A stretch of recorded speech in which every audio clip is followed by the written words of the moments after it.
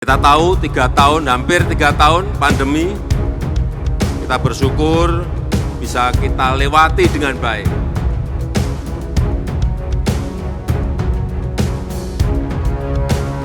Tapi tantangan setelah pandemi bukan sesuatu yang mudah. Dan banyak negara-negara di dunia saat ini setelah menghadapi pandemi, ekonominya langsung jatuh. Halo Sobat Ini Info, Presiden Joko Widodo mengungkapkan data terbaru dari International Monetary Fund, IMF, dalam pembicaraannya dengan manajer direktur IMF, Kristalina Georgieva. Menurut IMF, 96 negara maju dan berkembang kini menjadi pasien IMF. Bahkan, mayoritas negara Eropa juga terkena dampak krisis ekonomi.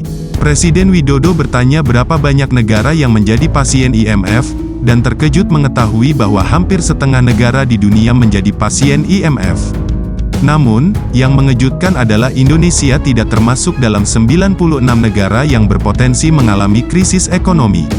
IMF menilai pertumbuhan ekonomi Indonesia sebagai salah satu yang terbaik di tengah perlemahan ekonomi global. Dalam pertemuan dengan Direktur Pelaksana IMF, Kristalina Georgieva, di Jepang, Presiden Joko Widodo menyampaikan bahwa ekonomi Indonesia stabil dengan pertumbuhan ekonomi yang signifikan di atas rata-rata dunia. IMF berharap Indonesia dapat berperan aktif dalam memberikan bantuan kepada negara berkembang lainnya, terutama dalam upaya pengentasan kemiskinan.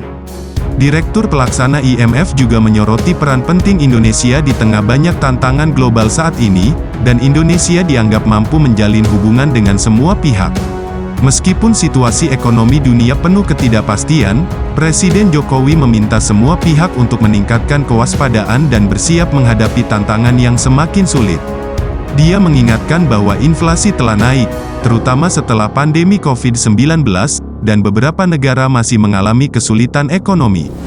Situasi semakin rumit dengan krisis energi dan kenaikan inflasi yang tidak terkendali di beberapa negara, yang berdampak pada pasar keuangan global. Tensi geopolitik juga belum mereda, dengan konflik seperti perang Rusia-Ukraina dan ketegangan di Laut Cina Selatan dan Semenanjung Korea. Selain itu, perubahan iklim dan perubahan cuaca ekstrim, seperti El Nino, telah mempengaruhi banyak wilayah. Semua tantangan ini membutuhkan kerjasama global yang kuat, dan Presiden Jokowi mengingatkan bahwa dunia saat ini dihadapkan pada situasi yang semakin rumit. Saya bertanya kepada managing director-nya IMF, terakhir, berapa negara yang menjadi pasiennya IMF? 96 negara.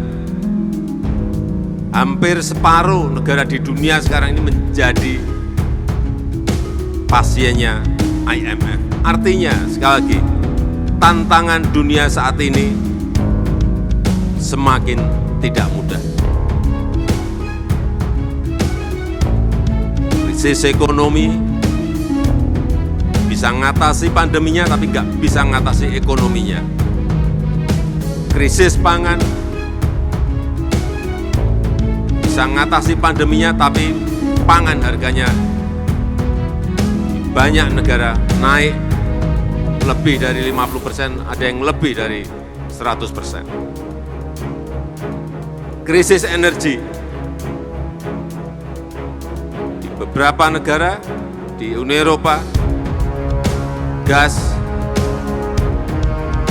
BBM naik, bahkan ada yang sampai 700%.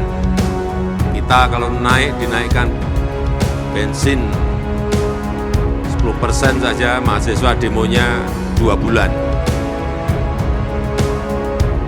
Naik 20%, demonya 6 bulan. Itu ada yang naik gas sampai 700%. Bapak Ibu bisa bayangkan, saudara-saudara bisa bayangkan betapa tantangan dunia ini tidaklah mudah. Rivalitas dan geopolitik juga begitu. Tidak semakin mereda, tetapi semakin meningkat, memanas.